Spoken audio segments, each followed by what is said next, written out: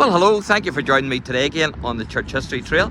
You're very welcome to the programme, and as you can see, we're in another graveyard, and this is Carmoney East Cemetery, and you can see the lovely scenery there, the hill in the background, but also a vast amount of graves in this graveyard. And I've actually covered the Hurricane of Snooker, Alex Higgins, because Alex is buried here, so I covered his grave in a video. And down the bottom there you can see the sea, and then we also have Cave Hill with Napoleon's nose on top of it. Now, I'm not sure how it got that name, so if you know how that got the name Napoleon's nose, then leave me a wee comment.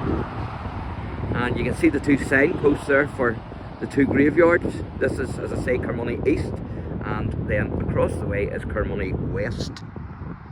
But what I want to do now is talk to you about a gentleman's father. And this gentleman goes to our hall, the Belfast City Mission Hall in Ballyduff. And it's Herbie McMILLAN. And Herbie's married to Eleanor, and both of them are in their 80s. And they go to our hall. But Herbie's father, who is also called Herbie, he was a soldier. But Herbie's grandfather, that's Herbie Jr., who goes to our hall, his grandfather was also a soldier. So I'm going to talk a wee bit about him first, and then about Herbie Jr.'s father, Herbie Sr. So Sergeant Robert, or Bob to his friends, McMillan, was in the Royal Horse Artillery during World War I. Now, he was a tall man. He was a bit like Herbie, only taller. He was 6 foot 7 inches. But Herbie, who goes to our hall, is tall as well. And so that was Herbie's grandfather. Now, Herbie's father, who was also called Herbert, was Corporal Herbert, or Herbie to his friends, McMillan. So we'll call him Herbert Sr. Now, Herbert served in Palestine in 1933. He was in the 2nd Battalion of the Royal Ulster Rifles, and he had joined the army in Armagh Town. He took part in the Pioneer Force into Belgium to try and stop any German advance. Around 1939 he was there, and he was actually evacuated from Dunkirk in 1940. Now, after a spell in Portrush training soldiers on the operation of a machine gun and how it works, and then also after the invasion of Normandy, which he took part in during the Normandy Day landings on the 6th of June 1944, he was then transferred to a Welsh regiment, and he took part in the liberation of Bergen-Belsen, the concentration camp, on the 15th of April 1945. But nothing could have prepared Herbie for what he saw that day in that camp in Germany.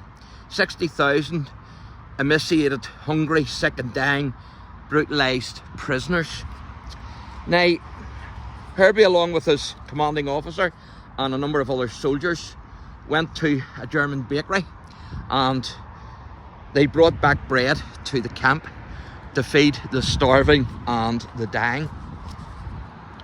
Now, Herbie was part of the Depot boxing team, along with his good friend Edward Ruddock, and a photo of the Depot boxing team was taken in 1928, and I've seen it. I've seen that photo, absolutely fantastic. And also a photo of Herbert Jr., his grandfather, who I mentioned earlier. I've seen a photo of him as well. Now, amazingly, Herbie's son, Herbie Jr., who goes to our hall, and Edward's son, they actually became best friends as well. Herbie was also in the military police for a time, and after he left the army, Herbie became a bouncer in the Empire Theatre in Belfast. Now, Herbie McMillan died in July 1982, and he's buried here in Carmoney East Cemetery. Now, I mentioned that Herbie for a time was in Portrush training soldiers on the use of the machine gun. And there's actually a World War II pillbox that covers the East Strand in Portrush. And I just wonder if Herbie actually manned it at some time. There's also a pillbox close by on the Port Stewart Strand, beside the bar mouth, not too far from Portrush. And I've covered a number of pillboxes that you can view on my channel in the pillbox section in my playlists. So this is the grave here.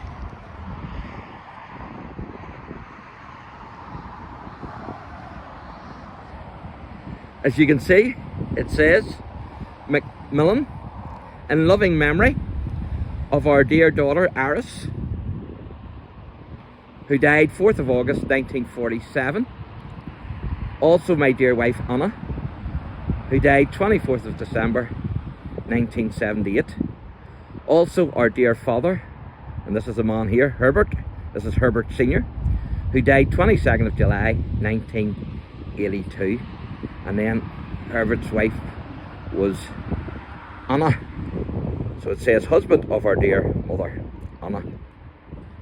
And then at the bottom there it says Wesley, 1948 to 2001, Cherry's son and beloved brother. So there you go. If you were just to look at that headstone, you would just see a headstone with some people's names and dates of death on it. But when you actually check out the history, you see a grandfather who was over 6 foot and he was in the army. You also see a father who served a massive part in the Second World War, just as the grandfather served in the First World War. And the only thing that would tell you that is at the very bottom there, where you can see 2 crosses, which gives a slight indication that it could be a military grave. So Herbie, I have to say, Herbie Jr. and Herbie Senior, especially Herbie Jr., this one's for you. God bless.